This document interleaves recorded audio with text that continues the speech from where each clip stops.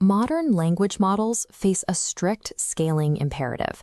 To act as highly capable autonomous agents, they need to process contexts spanning 10 million tokens and route logic through multi-trillion parameter networks. The vanilla dense transformer cannot mathematically sustain this scaling.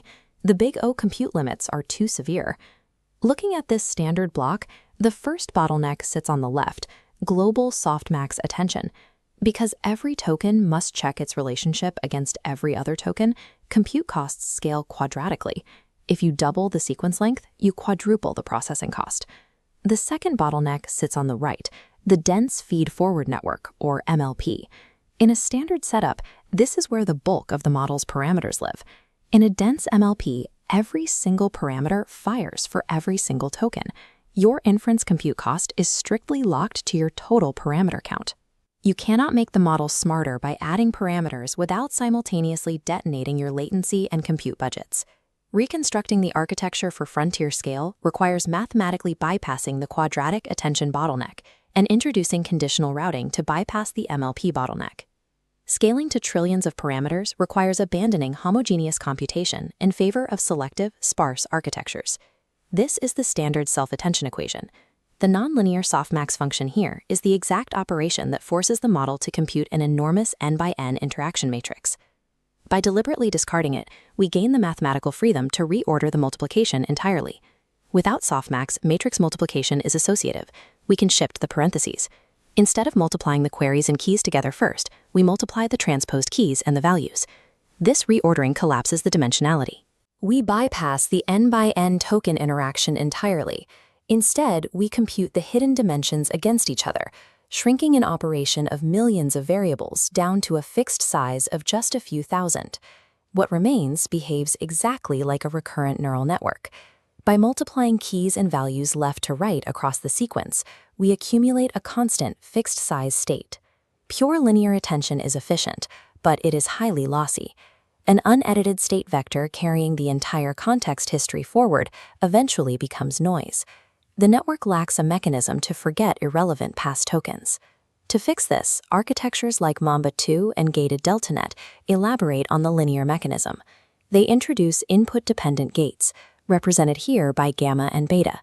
These gates do not rely on the prior hidden state. They look solely at the current input token to decide how much of the existing state should be carried forward and how much previous key information should be projected out and erased.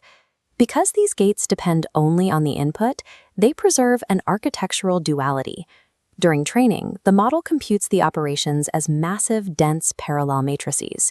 At inference time, the model executes them as pure serial updates, carrying a fixed size state forward without recalculating the past. Leveraging the associativity of multiplication converts a fatal quadratic memory constraint into a highly optimized parallel serial duality. If you want to retain the raw expressive power of softmax attention without the memory limits, the alternative is applying it selectively. This timeline represents a long context sequence, which we can process using sparse attention mechanisms, like DeepSeek's DSA. Before running full attention, a lightweight indexer scans the sequence in low precision. It calculates brute force inner products across the sequence to evaluate relevance. The indexer ranks those relevance scores and executes a top K selection, isolating only the tokens that actually matter for the current computation. Only this scattered subset of selected tokens is routed into the heavy, full-precision softmax attention block. Mathematically, the indexer's initial scan is still comparing every token against every other token. It remains an operation with quadratic big O complexity. The efficiency comes strictly from systems engineering. Because the indexer operates in a much lower dimension and at lower precision, its constant factors are minuscule. Optimizing these algorithms requires looking past pure theoretical complexity. By aggressively minimizing the operative constants on the front end, engineers make a mathematically quadratic operation behave practically like a linear one. With attention managed, we arrive at the second bottleneck, the dense feed-forward network. To scale up parameter capacity without exploding inference flops, we break the monolithic MLP apart into smaller, distinct subnetworks called experts. This is the mixture of experts, or MOE architecture. Instead of pushing data through every node in the network, tokens are routed to specific, specialized neural pathways. The router itself is extremely naive. It takes the impl token and computes an inner product against a set of expert weight vectors. This outputs a probability mass, a score dictating which experts align best with the current token. Modern models default to token choice top K routing. The token independently selects a strictly capped number of its highest scoring experts, usually just 1 or 2, and ignores the rest. To push utilization further, architectures like DeepSeek segment those standard experts into dozens of highly fine-grained nodes. They isolate common language processing tasks into a single shared expert. Every token passes through this pathway automatically, preventing fine-grained experts from redundantly relearning basic syntax. The mixture of experts framework decouples latent knowledge capacity from active computational cost. You can train a model with hundreds of billions of parameters, but only pay the computational price of a fraction of them on any given forward pass. Training an MOE introduces a severe paradox. Sparse gating decisions are mathematically non-differentiable. Since we only activate a top K subset, the network never sees the loss gradients for the experts it didn't choose. You could treat this like a bandit problem and use reinforcement learning to teach the router, but the variance introduced by those algorithms makes the gradients far too unstable at this scale. Left to pure gradient descent, the model suffers from expert collapse. If one expert performs slightly better early in training, it receives stronger gradient signals. Its weights increase, making it more likely to be selected again. It creates a runaway feedback loop that funnels all tokens to a single expert, leaving the rest of the network totally dead. To prevent this, engineers inject a heuristic load balancing loss directly into the total modeling objective. This equation defines the balancing act. It multiplies Fi, the physical fraction of tokens assigned to a specific expert, by Pi, the total probability mass the router has allocated to that expert. Taking the derivative of this loss creates a direct penalty. The higher the fraction of tokens an expert receives, the stronger the negative gradient applied to its probability mass. It actively punishes popularity.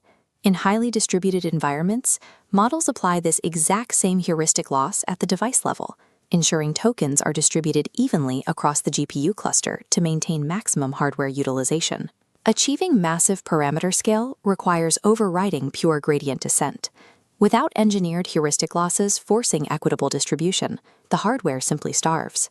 Frontier open models have moved past the homogeneous transformer design. This reconstructed architecture relies heavily on specialized pathways. It weaves state-space linear attention layers together with sparse dense attention to process million-token sequences efficiently. It deploys massive sparse parameter networks, kept stable strictly by heuristic load balancing losses, to drastically scale its knowledge capacity. Frontier optimization has transitioned into a discipline of low-level systems engineering. Architectural viability is now dictated by hardware-specific constraints, like communication topologies, cache memory overhead, and the manipulation of constant factors. By mathematically manipulating the matrix and enforcing selective execution, engineers have decoupled raw compute costs from sheer intelligence. If you want to keep exploring the math and systems powering these models, subscribe to the Learn by Doing with Stephen channel and check out the Stephen Data Talk podcast for more in-depth engineering breakdowns.